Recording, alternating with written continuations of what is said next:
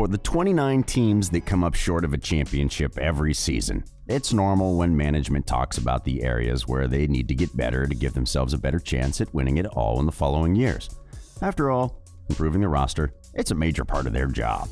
However, when it comes to an organization that has repeatedly been coming short of reaching its goal, things get more difficult given that people inside the team genuinely feel they should be doing better, but are not exactly clear on why it is that they're not. So, for Boston's general manager Danny Ainge, things are not looking easy during the coming offseason as his team is going through that situation. But he knows there's work to be done given that, as he just said it a few days ago, the Celtics aren't good enough. Welcome to Courtside. Today, we'll take a look at Ainge's words and where his team's situation might end up in the future. To get started, there are many different ways to look at the Celtics' 2019-20 season. For some, this was a young team that needed to get experience and time together to develop chemistry after a disastrous season in which they came up way short of expectations. For others, this was a team that was looking like a championship contender from the moment the regular season got going. And the fact that they were unable to defeat a less talented Miami Heat feels like a complete disappointment. Then, for the ones that have been following the team since at least 2016, the conclusion to the season represents the third time in 4 years that the Celtics have been able to reach the conference finals, but have failed to get the work done once they get there. In short, Boston's situation is a complicated one to be in, and while some might believe that the answer to make the team better would be to trade Gordon Hayward away or acquire someone that can score off the bench, things could not be that easy.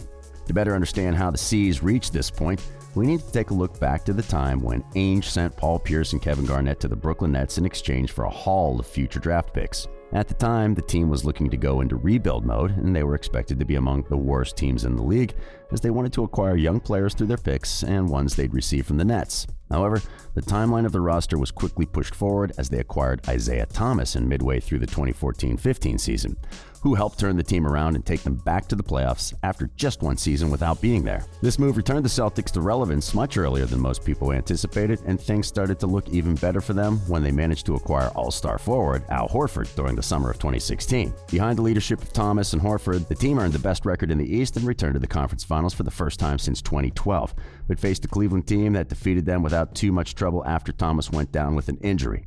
However, they followed the loss by shaking the league during that offseason as they signed all-star forward Gordon Hayward and managed to acquire Kyrie Irving from the same team that had defeated them in the playoffs. With the core of Horford, Hayward, and Irving, the team was expected to contend for the title that season, but injuries to both Gordon and Kyrie would take those expectations down by the time the playoffs arrived. Still, they made it to the conference finals once again behind the play of a rookie Jason Tatum and youngsters Jaylen Brown, Marcus Smart, and Terry Rozier, and even went up 3-2 against the Cavaliers before eventually losing the series in 7. And that's the point when things started to get complicated for them.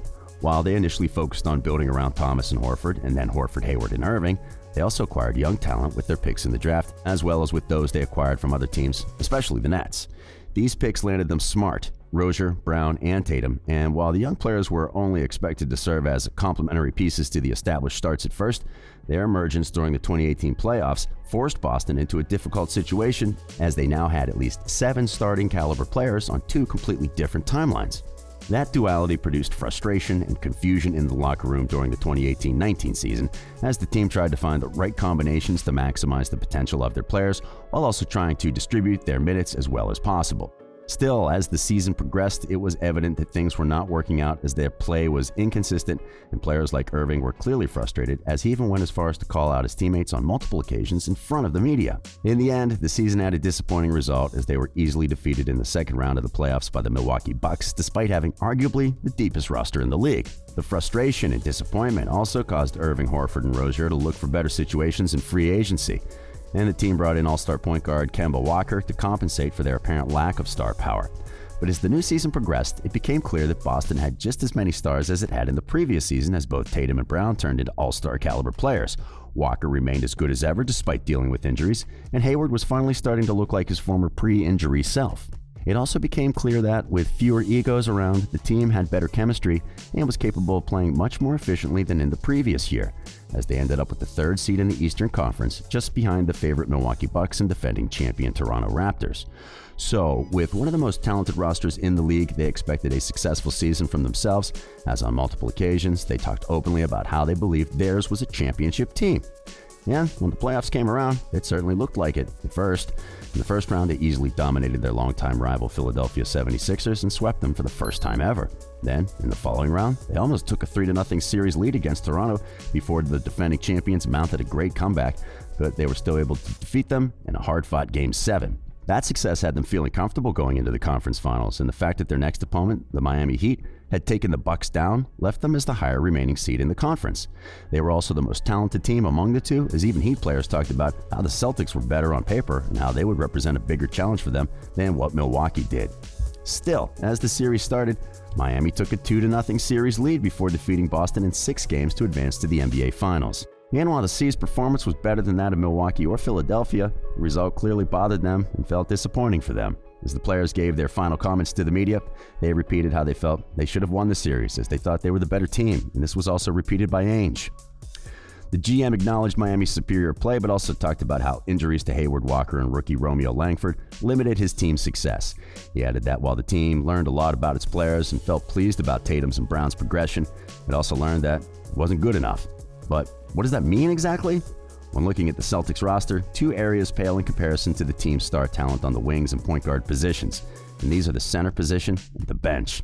While there's not an all-star caliber player on the roster nor a well-known name like Steven Adams or Marc Gasol that can fill the center position, Daniel Theis has emerged as arguably the best role player in the team. And Enes Kanter and the rest of the players that complete the rotation at that position have proven that they can be solid performers and deliver great minutes for the team.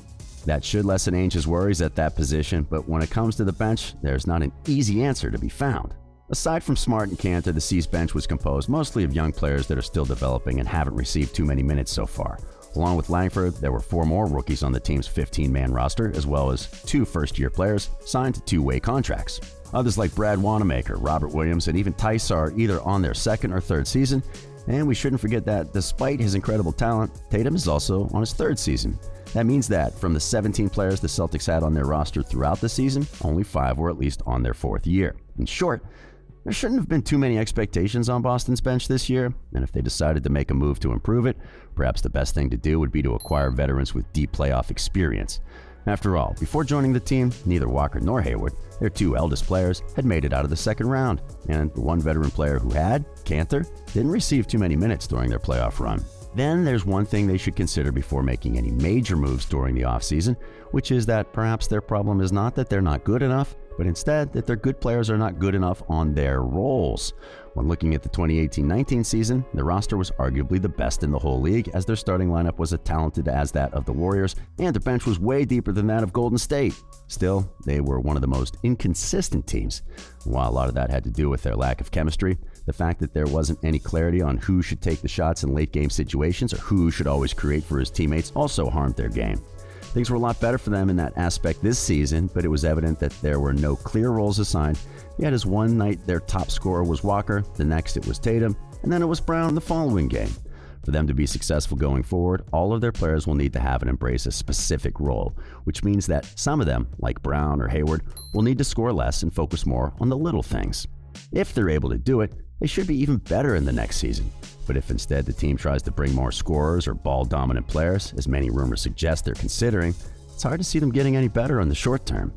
All in all, the Boston Celtics are already one of the most talented teams in the league, and the few things they're lacking are consistency, health, clear roles, and a couple of veteran players with championship experience to help them get things together when they're not playing at their best.